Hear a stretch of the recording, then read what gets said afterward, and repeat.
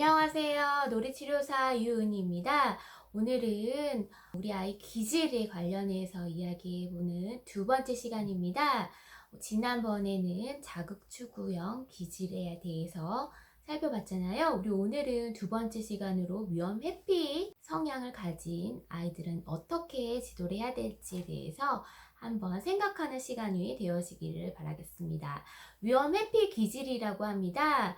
이 아이들의 특성을 보면은 이제 육안이 좀 드러나죠. 왜냐하면 약간 경직되어 있고 또 매사에 조심성이 많아가지고 어떤 상황에서라도 이게 안전한가 그렇지 않은가 마치 돌다리도 두들겨 보고 건너는 그런 특성의 모습을 보이는 아이라 생각하시면 될 것 같습니다. 위험 회피 기질의 아이는 어떤 모습을 보일까? 매사에 조심성이 많고 같은 상황에서 남들보다 어때요? 위험 신호를 잘 감지를 해요. 이런 특성 때문에 남들을 다른 사람들이 느낄 때는 별로 두려워하는 순간이 아닐 때도 우리 아이들은 두려움에 조금 신경을 쓰는 부분들이 많이 있습니다. 남들보다 위험 신호를 잘 감지하고요. 이런 특성 때문에 다른 사람들은 별로 두려워하지 않은 상황에서도 무섭다고 이야기를 하거나 여기저기 걱정거리를 달고 이야기를 하는 경우가 많이 있겠죠. 특히 낯선 상황, 낯선 사람한테 미리 걱정하는 모습들이 매우 많아서요.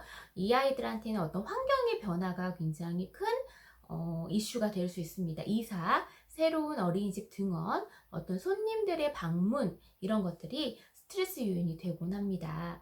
또 이제 이 친구들은 또래들보다 어떤 일이 더 어렵거나 위험할 거라고 예상을 하는 경우가 더 많아요. 그래서 시도조차 하지 않는 경우, 어찌 보면 굉장히 안전을 추구한다라고 보시면 될 것 같습니다. 또 만약에 실수를 하게 될 수 있잖아요. 실수를 하거나 일이 잘못될 경우에는 이때는 조금 뭔가 내가 못한다는 생각이 비난을 받거나 벌을 받을지 모른다는 생각 때문에 그런 상황을 아예 만들려고 시도조차 하지 않는 경우들이 많이 있습니다. 그런 상황을 피하려는 모습들이 많고요. 그렇다 보니 위험 회피 기질이 강한 아이들은 매사에 뭐 안정된 공간인가 또 그다음에 또 친숙한 사람인가 이런 걸 신경 쓰다 보니까 에너지 수준이 낮은 편인 경우가 많아요. 미리 걱정하고 불안을 다스리는 데 에너지를 쏟느라 어찌 보면 더 쉽게 피곤해지는 경우가 많이 있을 것 같아요. 이렇듯 이제 모든 기질, 제가 기질 얘기지 어느 한 기질이 딱 좋다라고 말하기는 어렵고 그 안에서 좋은 점도 있으면 또 취약점, 안 좋은 점들도 공존하고 있습니다. 모든 기질은 이런 양면성을 지니고 있는데요. 위험 회피 기질에서도 분명히 좋은 점이 있습니다. 아주 중요한 강점은 신중함과 계획성이 있다고 하는 것입니다. 이 아이들은요, 미리 사전에 머릿속으로 스스로 계획을 세우는 스타일이기도 해요. 먼저 너무 신중해서 행동하기 전에 너무 많은 생각을 한다는 것이 자극추구 기질의 아이들과 조금 다른 점이라고 볼 수 있습니다. 계획 없이 일단 달려나가는 아이들에 비해서 어때요? 신중하게 관찰하고 잘 살피다 보니까 세심하게 준비를 하게 되는 경우가 많이 있고요.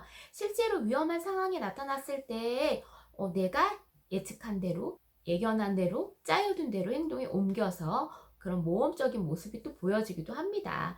목소리가 크고 우리가 보통 재빠르면 주목을 받기도 하지만 또 이제 중요한 순간에 일 처리를 해야 될 때 중요한 순간에 사람을 믿고 따르는 것은 미리 준비하고 계획성이 있는 사람들일 거예요. 그래서 아이들한테는 또 위험 회피의 기질 보이는 아이들은 또 이런 강점이 있다라고 하는 것도 우리 알아두면 좋을 것 같습니다. 자, 우리 뭐 영화 같은 거 생각해 보면은 뭐 스파이더맨 같은 경우에는 히어로물 있잖아요. 처음에는 겁쟁이처럼 보였던 주인공이 역경을 딛고 점점 용기를 발휘하는 모습을 볼 수 있잖아요. 이런 것들처럼 이제 아이들이 계속 움크러들지 아니면 말을 깨고 스스로 성장할지 이런 것들이 굉장히 갈등이 되는 순간이 있을 거예요. 안정적인 환경 내서 끊임없이 도전할 기회를 차근차근 가질 수 있는 것이 굉장히 중요합니다. 뭐 한두 번의 성공 경험 플러스 지속 가능한 도전적인 성공 경험이 핵심입니다. 아이한테 이렇게 말해줄 수 있어. 넌 다 계획이 있구나. 알아주지 못해서 미안하다. 너 속에 담긴 힘을 믿고 응원할게. 표현만 안 할 뿐이지 너 안에는 어떻게 해야 될지 알고 있구나. 이런 피드백을 해주시면 우리 아이들이 더 힘을 낼 수 있을 것 같아요. 그럼 위험 회피 기질 아이들을 위해서 어떻게 육아를 해야 될까? 어찌 보면 이 친구들은 머릿속으로 미리 짜여진 각본대로 스스로 생각하고 예측하다 보니까 이 아이들한테는 섣불하게 뭐 어떤 것을 막 하라고 막 이렇게 조급하게 하기보다는 격려와 기다림이 아이한테 좋은 약이 될 수 있습니다.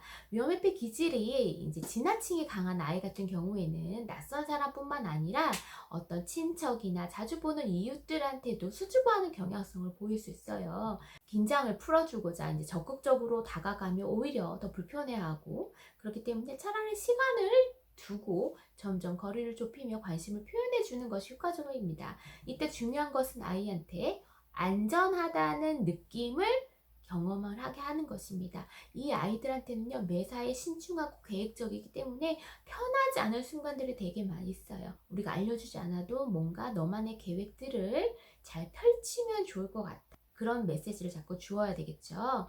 다만 안전한 느낌을 갖는다는 게 이게 생각이 쉬운 일이 아니에요. 분명히 우리 어른들도 예민한 사람들 많잖아요.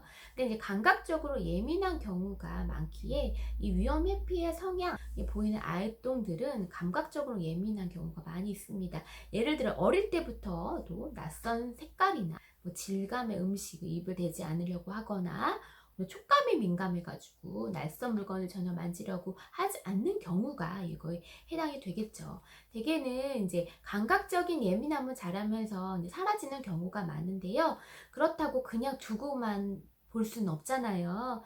그래서 너만의 시간을 주면서 차근차근 도전할 수 있는 기회를 주는 것이 필요합니다. 가령 아이가 낯선 것을 두려워할 때 익숙한 곳에서 아이가 신뢰한 사람이 낯선 것을 만져보거나 갖고 놀고 있는 모습을 자연스럽게 보여주는 거죠. 아, 저기 위험한 게 아니구나 라는 것을 인식할 수 있게끔 해준 다음에 서서히 이제 아이가 가까이 다가올 수 있게 해주는 거. 이때도 아이한테 직접 권하기보다는 재미있고 안전하다는 것을 간접적으로 보여주는 거, 은연중으로 보여주는 것이 좋습니다. 왜냐하면 위험회피 기질이 있다고 해서 호기심이 아예 없는 것은 아니에요. 호기심은 있지만 그것을 행동으로 할까, 머릿속으로 신중하게 생각을 할까, 그 방식에서 좀 달라지기 때문에 그런 겁니다. 그래서 위험회피, 그러고 또 있잖아요. 위험회피 기질과 자극추구 기질 둘 다 강한 아이가 또 있을 수 있어요. 이 경우에는 하고 싶은 마음은 굴뚝 같지만 좀 덜컥 겁이 나서 시도를 하지 못하고 할까 말까 갈등하는 데 에너지를 쏟아요. 그런 경우가 큰데요. 이럴 때는 처음에는 낯설고 어려우니까 연습이 필요해 라고 하는 격려해주는 멘트가 필요하겠죠. 위험 회피의 기질을 가진 아이를 대할 때 부모로서 되게 조급해져요. 자꾸 권유하게 되고, 얘가 지금 이렇게 왜 이렇게 다가가지 못하지? 앞으로 다가가지 못하면 어떡하지? 부모로서 굉장히 걱정되는 순간도 많이 있습니다. 하지만 우리 아이도 머릿속으로는 어떻게 해야 할지 생각도 할 수 있고요. 호기심도 있는 아이예요. 다만 환경이라는 것을 안전하게 받아들이는 것 자체가 조금 느릴 수 있기 때문에 천천히 좀 시간이 필요한 아이다라고 생각하시면서 위험회피 성향 아이들을 대하셨으면 좋겠습니다. 불안이 있나요? 우리 아이 수줍어하는 모습 많이 있나요? 하지만 그 안에는 뭐가 숨어 있어요? 신중한 모습들이 많이 있습니다. 신중함과 계획성이 있는 우리 아이들 강점도 보면서 불안이나 수줍음, 이 낯선 상황에 대해서 불편한 마음들도 스스로 편히 다스릴 수 있는 그 모델링의 기회를 또 해주시는 부모님들 되시기를 바라겠습니다. 우리 오늘은 위험 회피 성향에 대해서 알아봤고요. 감사합니다. 저는 놀이치료사 유은이었습니다.